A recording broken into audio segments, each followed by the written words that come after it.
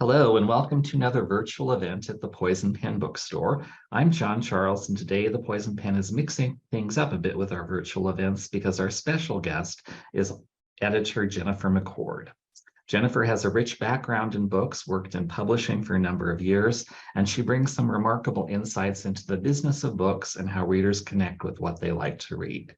So without further ado, I'd like to welcome Jennifer McCord. Well, John, thank you so much for having this conversation with me. I so appreciate it. We have a love of reading, a love of books that Yeah. has carried us over the years. And the other day we spent some time talking. We realized we had our whole list of books that we had to go get because we each had recommendations from each other. Have you read this? No. Have you I read that? know. No. So It's amazing because I know there are people that find it difficult to find things to read, and I'm like, no, that's not the problem. The problem is finding time to read everything. right, yes. And I was so grateful because my unread stack was uh, diminishing, and I thought, well, I have to get some more in here because I like a selection to read. Mhm. So it was really great to be able to talk with you and think, oh, have I tried this author? Have I tried that author? So Well, that I'm was looking great. forward to getting some tips from you about what's new and what's upcoming. But let's start by having you tell us. I always ask authors, and so I'll ask you this too. Tell us a little bit about yourself. Like, where did you grow up? Kind of your background. Well, I was very fortunate to grow up in a family that read, Oh, good. and my mother was always reading, and staying up late at night and reading a book and being groggy in the morning was okay. And she did that too. And so I was lucky to have that kind of experience around me all the time as a kid. And even as we both got older in life, we could always sit and discuss books no matter what, which was wonderful for me. Yeah. But I grew up in Minnesota, not far from the University of Minnesota campus. And I Oh, was very fortunate to be in an early childhood education program, which they were starting for kids to teach them reading and math and all kinds of things. mhm. And I can remember that I read enough that I could go up and climb this little ladder, which seemed a big ladder, and pick a book to read. Hmm. And I was about 3.5 years old. And that started my love of reading. Wow. And I was so grateful. And I didn't realize for many years that reading's a skill. It's a Yeah, skill that's level, true. like math is a skill level. And so I just learned that skill really early. And of course, I was rewarded for it. Mhm. So I've always read. Now, did you always know that you wanted to do something with books when you were growing up as a career? No, I was a musician and Oh, played the flute.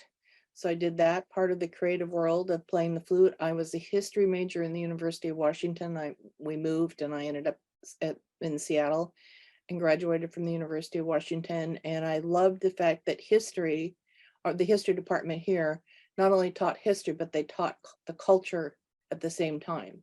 So oh, you read a book from the era that you were studying. hmm. So that was really great for me because not only did I read the book about history, but I also read a novel during that From the time, time like the period. 1800s, 1900s, Mhm. whatever. That's So great. that was good. Um, I was in my I was in my 30s when I started got a job as a store manager in an independent bookstore in Denver. Okay. Was it tattered cover or no? No, it was the ABC bookstore. Oh, It was run by a woman and her family, and I came in and I can remember the day I started and I had read most of the store. hmm. I'd read a lot of the the books in the store, but I also understood it. I just understood the idea of looking at what you sell, trying to figure out should you buy it again, Hmm. trying to keep track of all the inventory. And I also am very lucky that I have somewhat of a photographic memory of covers, so I could remember the covers. Oh. And we also had to write down, this is before computerized inventory, we had to write down what we sold. So what did I learn? Right away, I learned author, publisher, Hmm. title. Da, Hmm. da, da, da, da. So that stood me so well for years in the industry because I could remember, oh yes, that. Oh, I remember that. Hmm. So I worked there and then I went to work for Bloomsbury Bookstore, which was another independent bookstore, and they did the Bloomsbury Review. And I Oh, realized then quickly And I also realized this as a musician, that certain places that you play, there's the audience Mhm. that likes what you play, just like there's an audience for the books that buy in certain bookstores. So the very esoteric bookstores have a completely different audience than the more popular bookstores Mhm. that carry popular fiction. And I realized that quickly, that I was working in a bookstore 1 mile away from another bookstore, completely different audience. The people I Mhm. saw there as potential readers that I'd sell books to was completely different than the store that was literally 1 mile away. So that taught me, what did that teach me? It taught me what, that if you want to sell books, you have to figure out what your audience is. Yes. What is going to be the audience for this? Mhm. And then I went to work for Walden Books, national chain.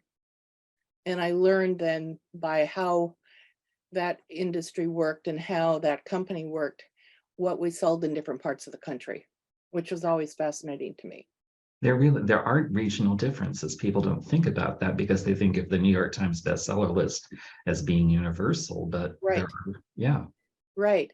So as John, as you know, I worked in the romance book industry and helped work with Walden Books on that category.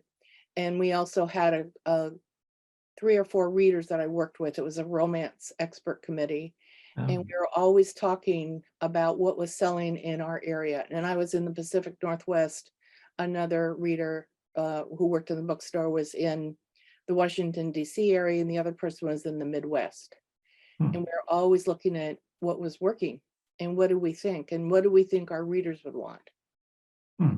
And that was interesting to me, is to realize the various kinds of readers that we had across the countries that came into Walden bookstores. Were you ever surprised by a book that sold really well in an area that you would have thought, no, it's not going to sell there? Yes, Jude Devereaux's book that was a time travel, I believe. Oh, the classic one, Knight in Shining Armor. Is Yes, that it? that Yeah. was a surprise to me. Hmm. Complete And it's surprise to still, me. there's I have two very good friends that like, that's their go-to read, when we Right, talk about romance. right. And that was interesting to me that that works in such vast places, because in the Midwest, where this woman who ran the bookstore for Walden Books then, that would have been kind of an iffy situation possibly. Mhm. So in the South, Midwest South. So They that tend to be a was, bit more conservative, yeah. yes, that was interesting to me. I do remember I was thinking about this the other day. I had a group of, I mean, customers that would come in and buy books from me. Mhm. And one woman, she was in her 90s and she would come in 3 times a week. And if she didn't show up, we were always worried about her. Where is she? Is she okay? But she Mhm. came in and I remember her reading the first Nora Roberts that came out. She walked in the door, she brought the book to me and said, "This is a keeper, watch her." Was that one of her category romances? Yeah, it was Oh, Irish Thoroughbred. oh, wow. That was her first book. Yeah. Yeah, yeah. And I thought, okay, if this woman gets it, we got a winner here. Yeah, that's interesting. You were Mhm. also involved in some rather successful marketing efforts when you were at Walden Books. I remember the little romance newsletter. Well, it wasn't little, but Yeah, we did love notes. The other thing we did is we gave out awards at the Romance Writers of America annual convention for books that sold, the best selling books in certain categories, which was interesting to see too, how that worked. And really trying to reward the publisher and the writer and the editor that this book had done well for us. The caveat was that was did well for us for a certain time frame. yeah, some people, I guess, don't always realize that there are cycles to publishing in terms of items, genres that are popular, subgenres, themes, and they come and go, and you'd be surprised how they return again. Right. Yeah, that was always interesting to me too. What was always also interesting to me was the romance reader read across all kinds of categories. Generally, yes, I think Yeah, you're right they about read that. mystery, they read science fiction, they read fantasy, they read fiction, they read nonfiction, they read cookbooks, they read self-help. They did all kinds of reading. And what I always was really appreciated from the romance reader was if they came to the store, they bought usually a couple of books and they bought something else. They might have bought a magazine, they might have bought another book in fiction or whatever. They had a voracious ability to read. And I was always so impressed with that. And I'm not sure that some bookstores got that uh, in For terms a of, long time, there was kind of a snobbish attitude in bookstores and in public libraries, which is where I started out, yeah, about the romance genre. It was like it was a dirty little secret that you didn't talk about with right. other people. So I think that was it. The other part, what has struck me and continues to amaze me, is how fiction, a good fiction story that takes a subject or has a character that's unusual or has some wisdom underlying a story Mhm. or some insight, that changes people's lives. In Hmm. the sense that I can still remember a little category book where the heroine was an electrician, I believe. And Hmm. this woman came in and she said to me, I'm so glad I read this book. My daughter wants to be an electrician. I just didn't believe she would be happy or she would have any life if she was a female electrician. When I read this book, I realized she could do that. And I said, go ahead, go to trade school. And I Mhm. thought, how amazing. That is just one story that affected someone's life. That's a really insightful look at the genre. I think you're right, because another misperception about, especially about category or series romance, was that they were all the same, that there was no content Right. to them. They were just silly little Yeah, fluffy silly stories. little. And they, Right. many of them addressed really serious issues like breast cancer. I'm trying to think of the author who lives in the Northeast who wrote that classic book about a heroine who dealt with breast cancer. And I'm sure it will come to me 3 hours Yeah, later. me too. Me too. I also remember a book that addressed spousal abuse. Yeah. And I can remember a couple of women. I was our romance section was kind of in the back of the store in a corner, so we could put all the books up. And I can still remember these women standing there talking, and they started to cry. And it was over that book, and they bought a bunch more because they were passing it out because they felt validated Mhm. about something. I thought that was just amazing to me. And then I just even recently, this week, I heard a story of someone watching something on mystery on TV and realizing that that person had that um, personality situation in their life, that disability in their life, and they did not know that Hmm. until that time, and that gave them a sense of relief. It was Mhm. a learning disability, and I thought, amazing, just amazing that that kind of fiction and story can have such an effect in people's lives. Yeah, I mean, and we're going back decades, and Yeah, I'm glad you brought that up, because there's a recent kind of enthusiasm for books by writers like Colleen Hoover that really deal right. with intense, emotionally angsty subjects. And new readers, I guess we're both old readers, are kind of surprised about this, but it's been there all along. Oh, it's always been there. I always thought that historical books that dealt with difficult issues Mhm. worked because they were distant from the today's world, and people could then kind of see it for what it was Hmm. in a different way, and feel safer about reading about it. So that was interesting to me too, of what's going on. I always think too that some of the heroines that we read about um, read Mhm. in the books. They were readers, Mhm. even historical. They were readers. They learned to read and write, and that was always interesting to me too. Is that that was sort of a given that, hey, learn to read and write, learn that skill, and it's okay to learn that, Hmm. which is different. So you were at Walden Books and you Yes, were in the romance section. right. What was the transition into the world of publishing? What the transition in the world of publishing is, Walden Books went through some layoffs and changes, and I was part of that. And then I came back as a consultant to them. And then I was started to be hired by publishers because I knew the romance industry, Hmm. the genre, and I had read so many books. So I knew, the authors and titles and stories, etc., and that kind of thing.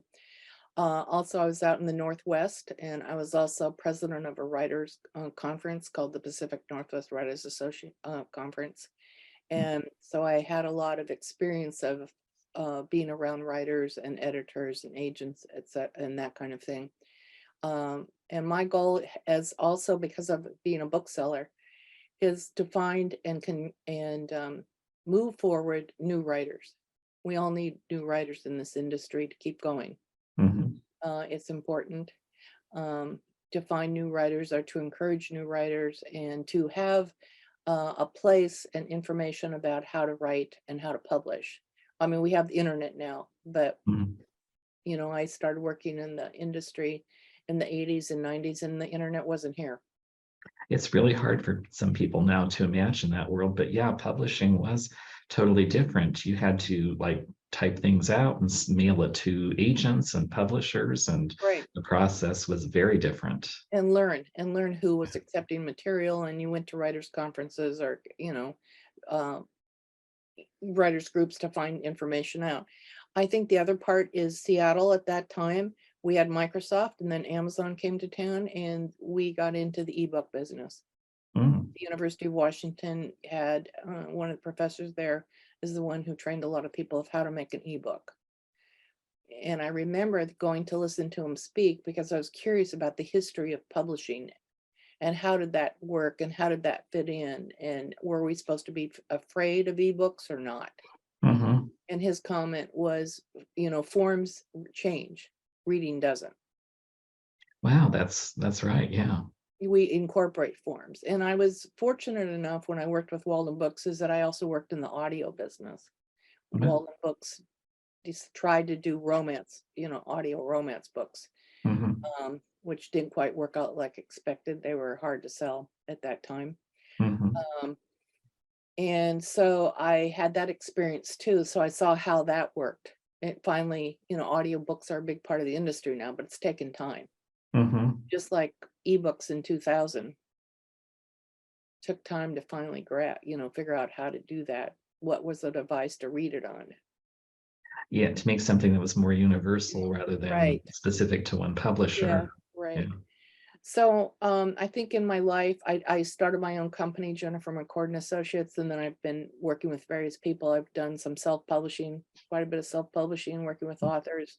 But then I also, through just the network in the industry, press here in Seattle needed some help with distribution and how to get their books out in a better, um, I guess, to find distribution and publishing in a different way. So they were mostly ebooks. So I ended up going to work for them, and that was Coffee Camel Press, and that was bought by Epicenter Press a couple of years ago. So I've been working with that for over 10 years, which is where I became associate publisher and editor. Wow. 10 years. And they do a variety of fiction, nonfiction. What scope do they have? Well, so Epicenter was formed in Alaska. It was an Alaska press. Hmm. And it's interesting, John, I've got the book that I got my first signed copy was a book set in Alaska. It's called Barney Hits the Trail. Oh. It's about an Alaska kid. And I realized it was so funny when I found it this morning. I realized, oh, I'm working for an Alaska press. Who would have guessed? Um, so we have the Alaska side of it, which is fiction and nonfiction. And then we have Coffee Camel, and we also have an erotic press called Fanny. And Coffee Town is some nonfiction, some literary fiction, and more, I would say, some mystery, more thriller mysteries in Coffee Town. Camel is more the genre. It's cozy mystery, romance, some science fiction. And we go in and out of what we publish with genre fiction, depending on if we know how it's going. So we were publishing quite a bit of fantasy, but we take very careful with how much fantasy we take. Hmm. We do mostly mystery and some romance. We publish Carla Kelly in romance. Yeah, and Yeah. for those listening in, Carla Kelly was kind of like an icon in the genre. She wrote traditional Regencies in the 80s and 90s, and now is And writing for you. and westerns. And westerns. Westerns. She's always had a western um, part of her writing that she's written Westerns. So then we got into cozy mysteries and general mysteries and what I call international mysteries. Is Meaning, that the traditional mystery format, but just in a foreign setting? yep. So what's interesting is, as someone who's looking at submissions all the time, is how much we get submissions from around the world now. Well, Again, because of the internet. yeah. How does the process work for you in terms of submissions? Do people just do you have stricture guidelines, strictures? Yes, and they're on the website, the camelpress.com, coffeetownpress.com. They're on the website. I can tell you we want 50 pages or 3 chapters, a query letter, a bio with some promotional ideas, and we want a synopsis. And the synopsis that we like is 3 to 5 pages, because I want to see the story structure of what the writer believes is the story structure of the protagonist. And I was just thinking about this last night. There's synopsis that are used for back cover copy, short. And then I'm looking at how the writer thinks about the story, the beginning, middle, and end, and what is going to happen. And what's interesting to me is I'll read 50 pages, and then I'll often ask for a full manuscript, but I'm trying to figure out, do I get from what the first 50 pages are in the story to what the writer believes is the full story? Do I understand that? Do I have an idea of the characters, the setting, the conflict, and if it's a murder mystery, that a murder is going to happen? Now, that doesn't mean that things can't change once you acquire a book and they're in the process of writing, because I know sometimes writers think, oh, this isn't working, I have to turn this around. But you want to be, I guess what I'm understanding, if I'm hearing you correctly, is when they initially submit, you want to be able to see that they can see the end of the story, you want the whole story. Right, but not only that, I want to understand, am I understanding what their intent is? Okay. What their creative intent is for the story, which is important for me. At least for me as an editor, is I want to understand their creative process too.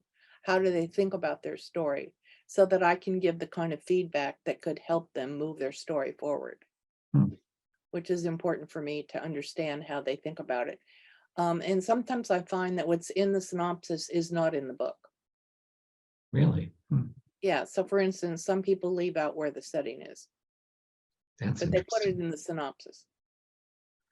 Well, that's why there's editors, I guess. Right. And so it's kind of like, okay, oh, that's interesting.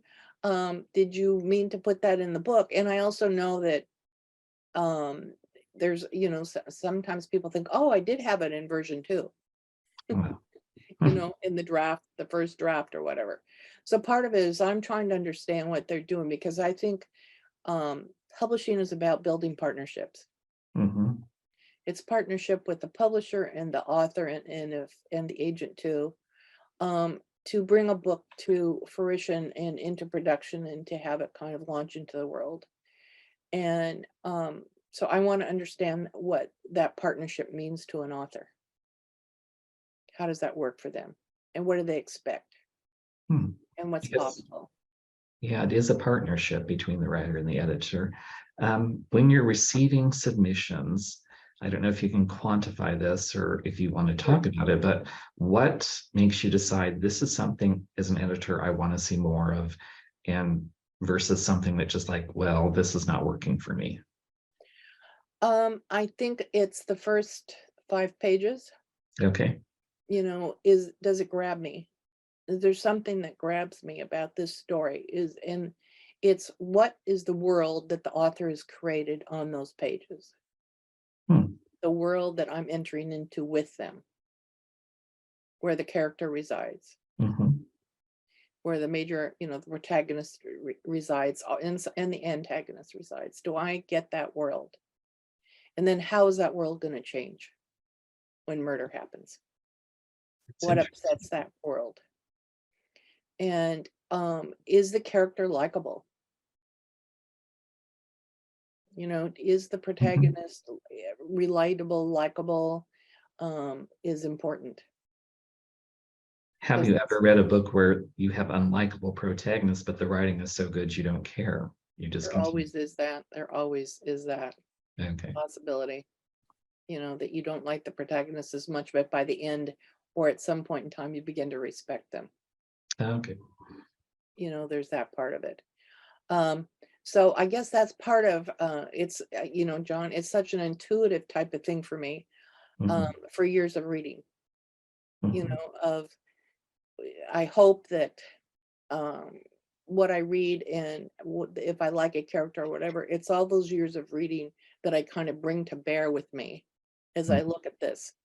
Is this something that would be interesting? The other part is there's some writers that have such a strong voice. They just capture you right at the beginning.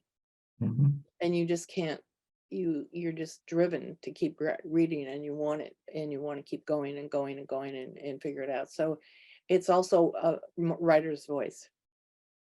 Yeah, and that's something you can't really teach, I don't think. I don't think you can. And I always think of it as when I was working with the romance industry and talking to readers, is people would describe it as they fell into the story. Yeah. How do I fall into this story? And if I fall into a story really easily, that just is precious. And John, when you've read a really good book, you're still in the story for a couple days afterwards. Mhm. Yeah. You go, Yeah. oh, I can't leave this. I just can't leave this.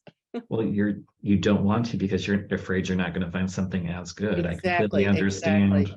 Yeah, I exactly. mean, that book becomes what you want to read. It's your world. You Yeah, resent taking time away from it to do other exactly. things. Yeah. You don't want to Yeah. leave the world. Mhm. You just don't want to leave the world.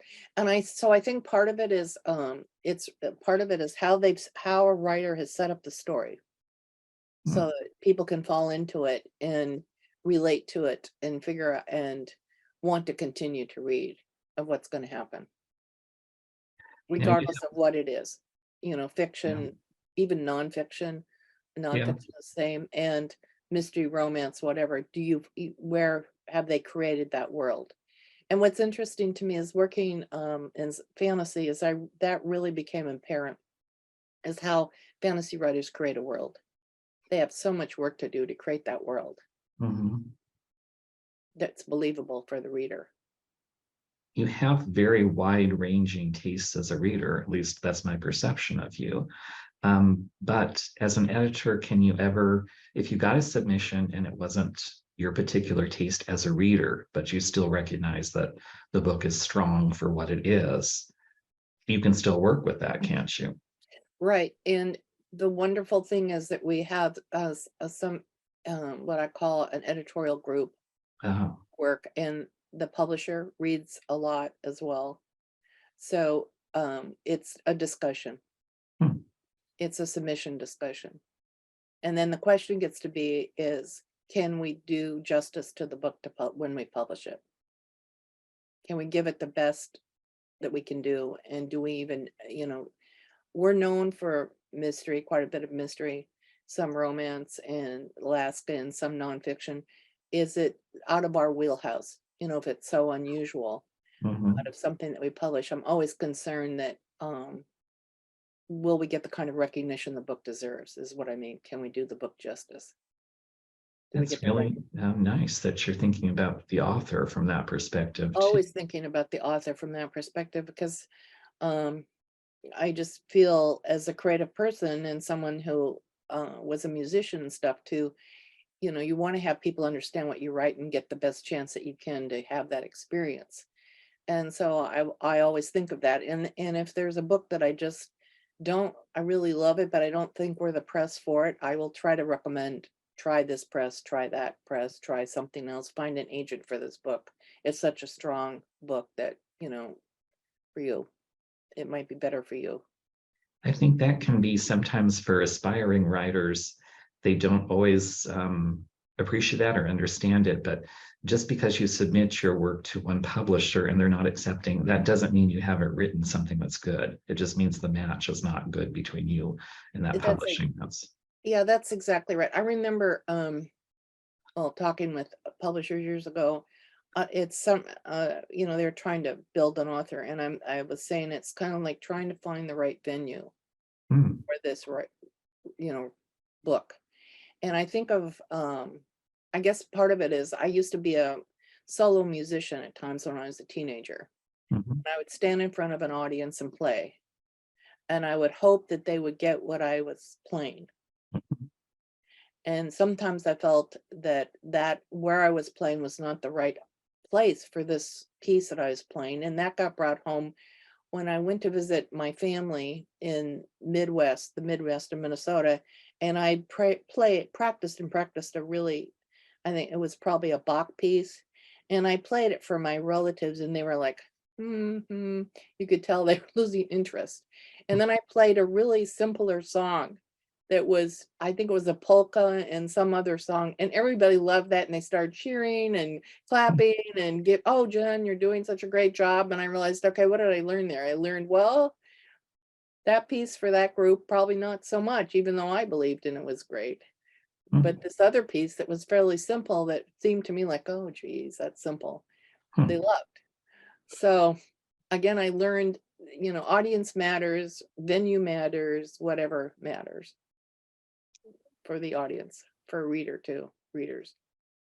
Does that Um, make sense, John? It does. It's you're really offering a lot of your years of wisdom, and which leads into the next question. Sure.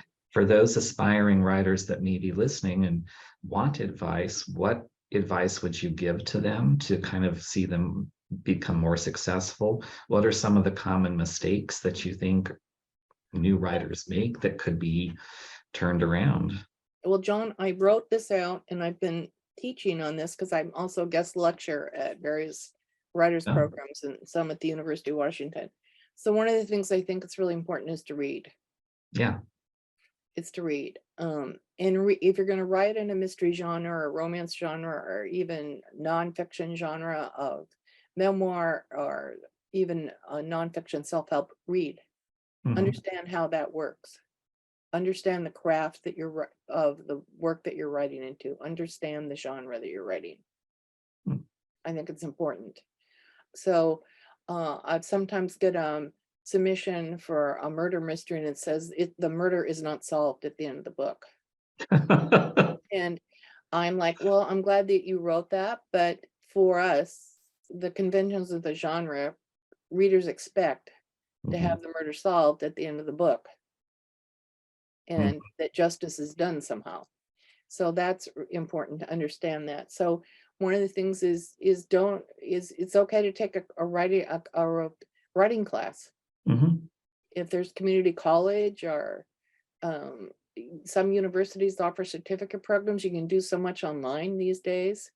And if I was going to suggest online, make sure you read through the credentials of the person or the place that you're going to, because there's a lot of people that offer writing classes, but they really don't have the credentials that I think some universities or community colleges have, or writers organizations. I think it's really important to take a look at that. I think some of it is to keep a journal of your writing ideas. Mm. You know, and if you're not going to write that book at that time, fine, but just keep it there. You never know when you might want to pick up that book and that story and write. One of the things I think is important is to recognize the time of day when you're going to sit down and write, and Mm. try to put that in a daily schedule or a weekly schedule or however you're doing that.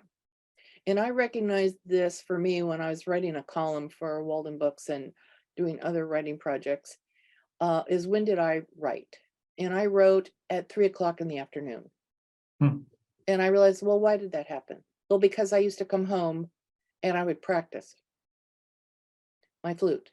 Mhm. I practiced, or I went to take private lessons, and so what would I do? I practiced for a while, do homework, eat dinner, something. And then if we had to play that night at some performance or something, I would then play. So I had those two time frames set up. And that was repetition. And also it was from going to college. Go to college, come home, Do your study, homework. do your homework. That whole cycle was so ingrained in me that it immediately came up Hmm. afterwards. And a mystery writer who lived here, Mary Dayheim, was a good friend of mine. And when I was talking to her about writing and how to do stuff, one thing she told me says, sit yourself in the chair, Jen, and write. And I thought, okay, this is a woman who's written a ton of books. I'm taking her advice. So that was really important to me. The other part was to be able to flex a little bit. So I would scratch out stuff in the morning. Like this time is a great time to just do kind of outlining or do some kind of notes. I'd take notes and then do the heavy duty writing later in the afternoon or shift it up. But I learned to shift up, which was a change for me. So learn that about yourself. And even if it's a half hour, it's a half hour. I think that's really important. The other part is to respect it. Don't blow it off and say, hey, maybe I might write a novel, or, oh, I'm going to get to it tomorrow. Respect your writing time. Respect your own creative self. That's hard. And that's sometimes hard to do. That's true. If you're working, you have family or whatever, it's hard to do that. But I also learned that. That was important for me. And I think the other part is to become knowledgeable about the publishing business. There's the creative business, and then there's the publishing business. And I always call this one creativity meets commerce. Wow. So that there's that part of it. There's the creative part, and then there's the whole production business part. And John, you've worked at the end note of that in a way, and I have too. But I've also worked now in the production part, so understand all that. We are in the. I was thinking about this the other day. Is publishing or writing is a really old business. Yeah. 3,000 years old. All right, so it's gone through all these changes. You think about, we had the codex written on clay tablets. We had the Gutenberg press. Then we had the steam offset press. We had steam press. We had all these different presses. Now we have digital press. We have ebooks. We have audiobooks. We have hardcover, we have mass market, we have trade paperback, we have all these places where content story goes. And I think that it's just important to know that, and to know that it takes time.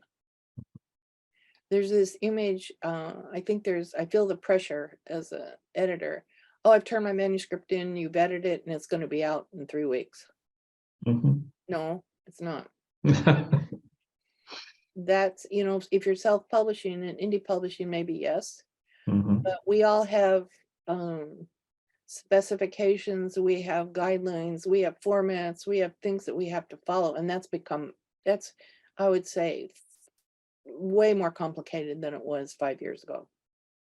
Yeah, getting into that particular point, I think, at least from the perspective of libraries and bookstores, a lot of indie published authors are almost over caffeinated, I guess is a word I would use. Their book is out and they can't understand why bookstores don't have it and why libraries aren't stocking it. And I'm thinking, well, I'm checking Ingrams and they don't even have it loaded yet. So you have to work with what's there. Right. So there's that whole process of, which is the commerce process, is constantly going through what I call change. It's always being tweaked. The software programs are always being tweaked. So we have all these sub issues, sub things to think about if we publish, and it takes time. And now, of course, with COVID, so many printers were not open for a while, and so many have been bought out. So we have that's a whole nother discussion of how printing works. But all that has changed a lot. And so I feel that patience is one thing I would say to an author, is have patience. And also, that's the other part, is knowing the publishing business. If you knew the publishing business, the question to you, John, would be moot, because they would know it's going to take time. And there's one company I want to suggest for people to just look at is to get an account with Ingram Spark if you're going to self-publish. Mhm. Even if I was a published author, I might get an account just to read all the information they have on publishing. Mm. I was trying to figure out who has the most updated information that I could offer for a reader to read about. They talk about marketing, they talk about printing, they talk about how things work in publishing, and they have little almost classes that you can take and look at and read through, and they provide information. And if you publish with Ingram Spark, you're on the Ingram database. Mhm. So that helps like someone for you to find it. Yeah, yeah, because a lot of authors don't understand that libraries and bookstores have to work with vendors. We can't just buy willy-nilly from every author that has Right. their own press out there. And then Amazon's a whole nother story of all that. Yeah. So but Ingram Spark has some information. And I think that's what I would say to people is become informed and realize that it takes time. It just Mhm. takes time. And I think it's okay to take time. Yeah. I went to there's a class about revising your work. And this writer said something to me that I've never forgotten. She said to me, if you want to revise your work, and this is just another hint, is print it off in a completely different font than what you wrote it in, Yeah. and you'll see it, and it makes different sense. Mm. So I thought, again, that's a patience thing. Take the patience to do the work, to think about Mhm. through the process. So that's a kind of a side note there. Um, I think it's also really good to have build a network of writers and publishing people, Mhm. librarians, booksellers. And the world is opening up again. We have events now. So Mhm. I always would go listen to a writer that I liked because I like to hear what they had to say about writing. Mhm. It's always kind of good to hear. You never know what you're going to learn there. That's always good. And then the other part is I think it's really important to celebrate the steps that you take. Mhm. So if you finish the first 50 pages, stop and say, hey, I got the first 50 done. Mhm. Every time you make a step, I finished this book. Okay, now I have to revise it, but celebrate, I finished it, the first draft. Mhm. And if you send it out to someone, hey, I sent it out. Yeah. That. The other part is some agents and some editors and some publishers send a rejection letter, and the rejection letter has information Mhm. about the writing or the story. Mhm. And my advice is to read it once and put it away and read it a week later. It's really helpful. Mhm. So I took a class on publishing that the University of Washington offered because thought I wanted to hear how this publisher thought about publishing, and I'm always willing to learn and learn more. And we had to do a project, and he wrote all over it in red ink. And I remember sitting in class, and I thought, oh my God, it was like a rejection letter to me. Well, I looked at it. I looked at some of it. Some was good, some was not so good, or good comments. Then I came home, I put it away for 2 days, and I opened it up and, oh, hey, I did 3/4 of this or 7/8 of it was perfect. There was the rest of it was just a few little notes here and there, but it Mhm. was done in red ink or something. I was just like, oh, I felt rejection. Mhm. So that's really important is to learn. And just like you said, if I reject a book, it may not work for me, but it could work for someone else. Mhm. It may not work for our press, but it could work for another place. That's fine. That's great. Mhm. Persistence, I think, is a valuable tool in a writer's toolkit. I think you mentioned something, and I'll reinforce it Yeah. because sometimes it gets lost, especially nowadays in the world of publishing and writing. With indie publishing, digital publishing, e-publishing, a lot of writers are leaping into that because it's opened new pathways to them that may have been closed through traditional publishing. But Right. as you mentioned, that's both the writing part and the business part. And if you are not set up to handle the business end in digital publishing or indie publishing, you're going to be in for a lot of shocks and a lot of disappointments because you have to have that skill set too. It's not just writing a book when you indie publish, it's how do you market it, how do you distribute it, how do you format it, all those technical issues. Right, the production issues. The other part I want to say is the Authors Guild sometimes has very good information about contracts. Mhm. Some writers' organizations have good information about contracts. If I was doing indie publishing, I would make sure that I could talk with someone about contracts that I sign. Hmm. And particularly if I'm working with another business that is going to help me, do I understand what they really do? Yeah. And do you have a schedule? Do you have do you have um, some kind of information about how they operate Mhm. as a business? It's really important to do that. And sometimes it's good to talk, if you can, talk to other writers who have worked with them. Yeah, that's That's really important. Um, because this whole self-publishing, indie publishing world is really gone through so many changes, mhm. it's really hard to know who's doing what. Yeah, and there have been And authors who have lost money, lost their right, rights, lost their works because they didn't do due diligence or the companies were not right. credible. Which often happened in genre fiction Mhm. as to who owned the pseudonym of a writer Yeah. years ago. And readers were the ones who brought that to my attention. I can still remember, readers coming in saying, so and so, I wonder if they're still writing their books because they read under a pseudonym, and I had never even thought about that. Hmm. And they had hired someone else to write the books under the pseudonym. So there's all these issues that go on about who owns the content. And so it's really important to know what you're signing up for and what it means. It's really important.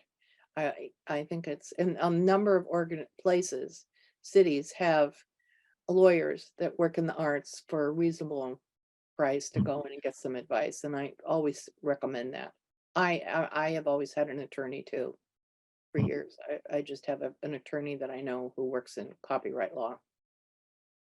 Yeah, there's a lot to take in as a writer. I guess the other thing I would add to all of the really insightful advice that you've given to aspiring and established writers is what I would ask writers to think about is why do they want to write? Is it because they want to make lots of money, because they want to be in the bestseller list, they want to tell this particular story, or is it because they have to write? That's just part of who they are as a creative person.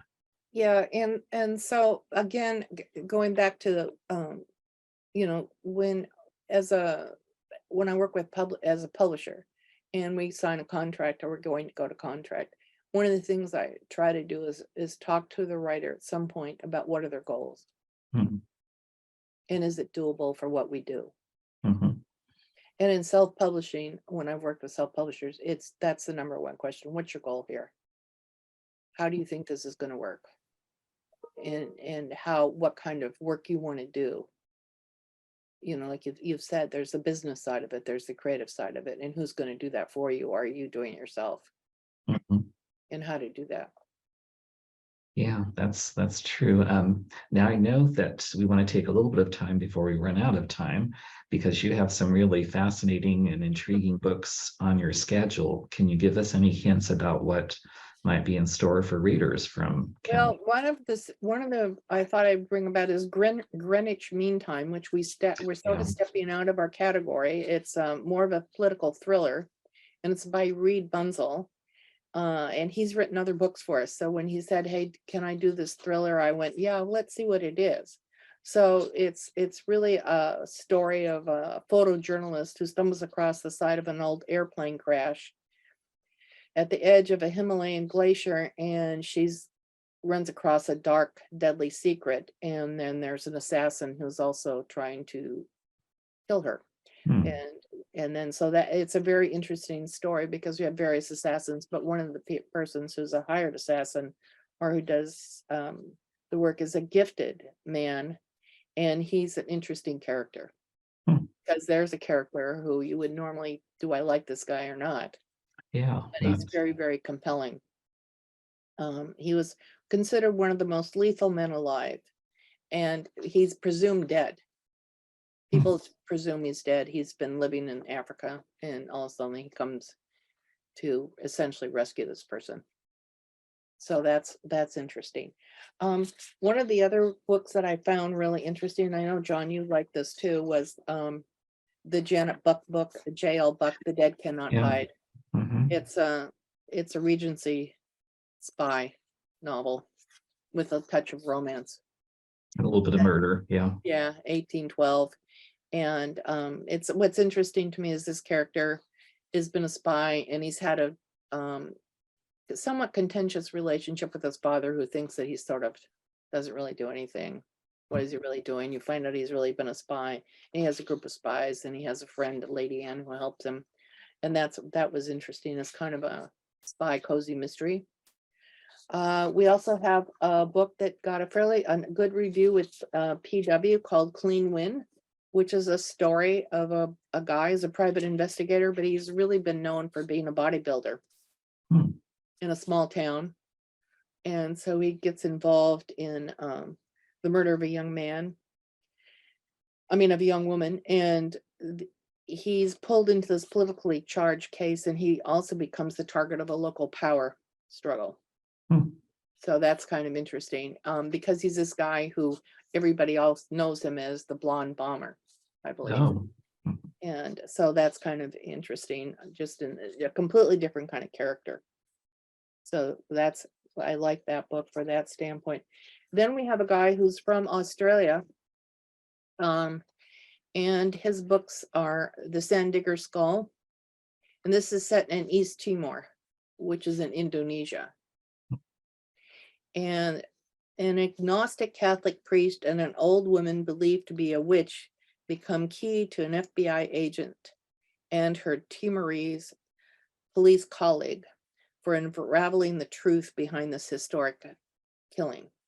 So what's interesting to me is this woman is sent over as an FBI agent to help this the police in East Timor, and she ends up helping them out, and she's had to learn the culture, and she has to learn how to operate with the whole issue of what's justice and law in Indonesian society in this East Timor versus the culture, the small villages, how they deal with justice. So it's this cultural crossroads of justice and law and order and murder.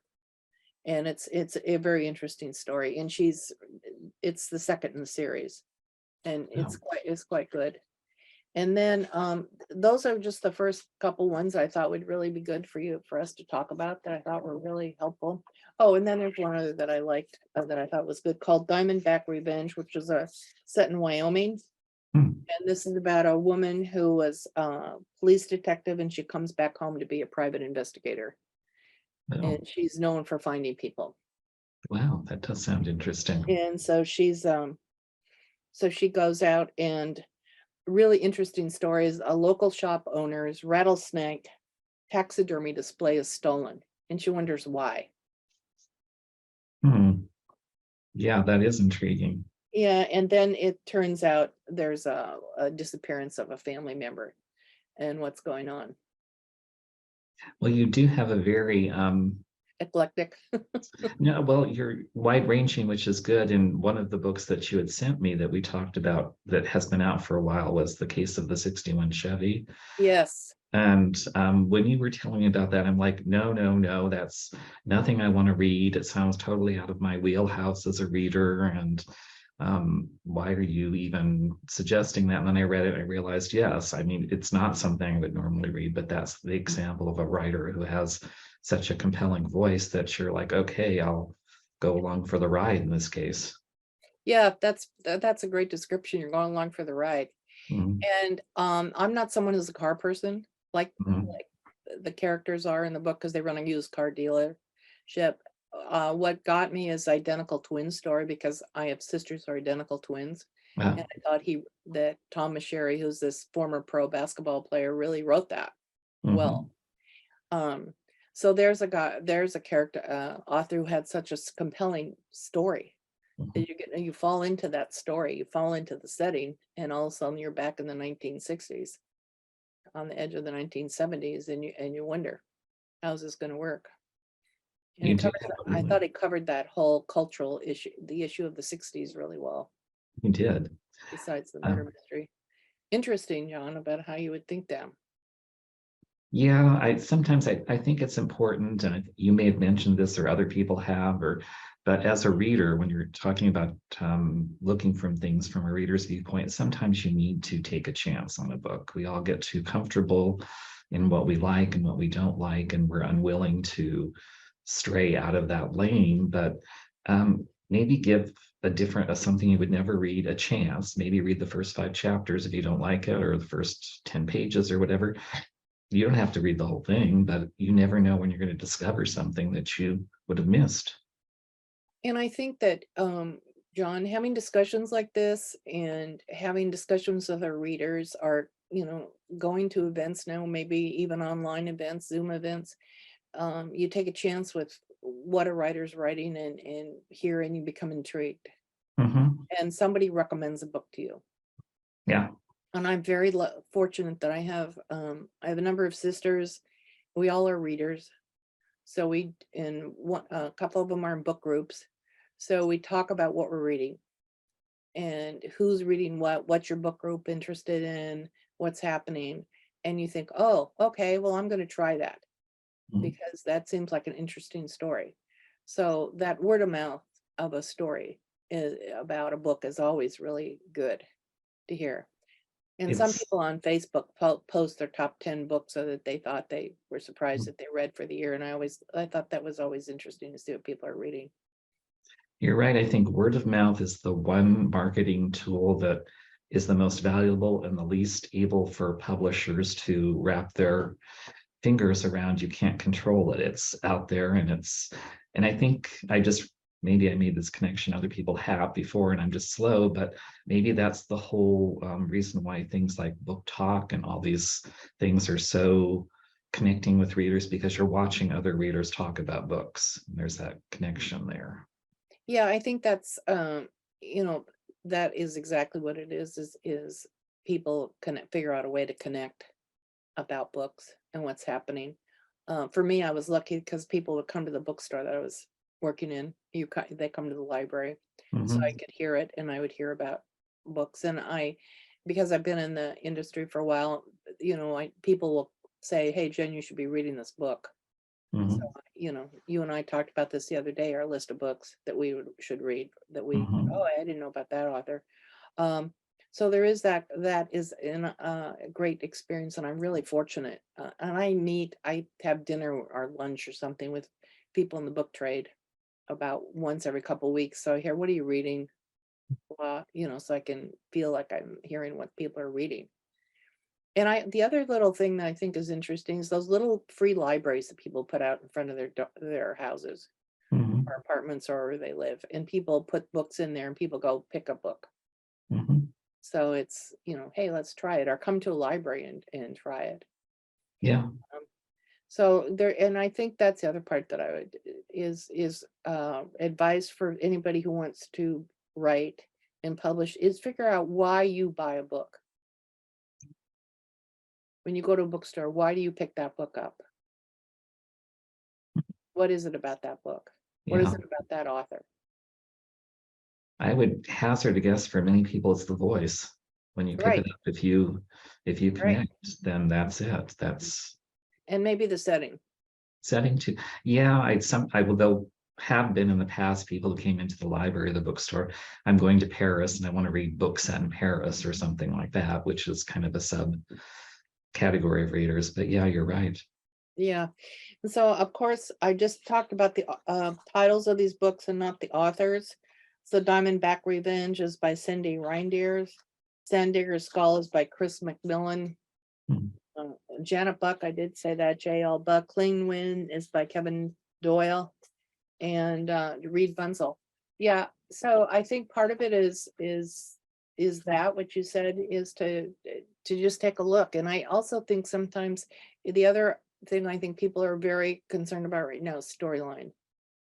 How much violence there's in there or not, or what is the subtopic? Mhm.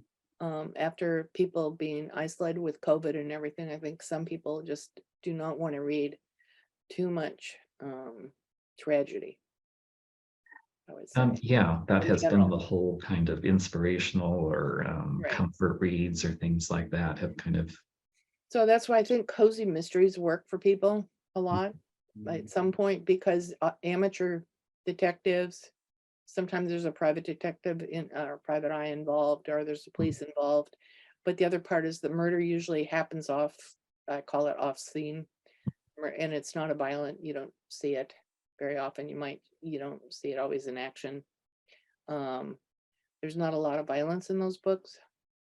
And I think readers always feel, I think there's a comfort level with that. And there's an end. You really have to, as a reader, you have to know what your expectations are, what you want in a book. I think you're absolutely correct, though I will say that there is a book coming in March that completely surprised me. It's called How I'll Kill You by Ren DiStefano, I Oh, think. okay. She's a young adult author who's making her adult thriller suspense debut. If you told me about, well, I did have to know about the book before I read it. It was so, it was kind of in the Gone Girl serial killer kind of Silence of the Lambs whole category. I'm like, no, no, no, that's not who I am as a reader. I don't want to read it. It's a fascinating book. I'll be interested to see how, I don't want to say too much because there's a lot of twists Right. about it. But let's just say I learned far too much than I really need to know about crime scene cleanup and body dismemberment than I knew before I started. But the author made it work. I mean, I was completely glued to that book. So Well, Reed Bunzel's book is like that in a way that he made it work because of, here's this assassin and who shows back up, and who's he going to be for? yeah. What's going to happen? And and then you find out why he's become an assassin. So there's that whole backstory of that. So Mhm. it's that, that is something that is a little bit different than what we usually publish. Um, but you're right. There's always those stories that go out of your wheelhouse or whatever you think you're going to read. Yeah. And you think, okay, I'm going to read that, and you remember it. Hmm.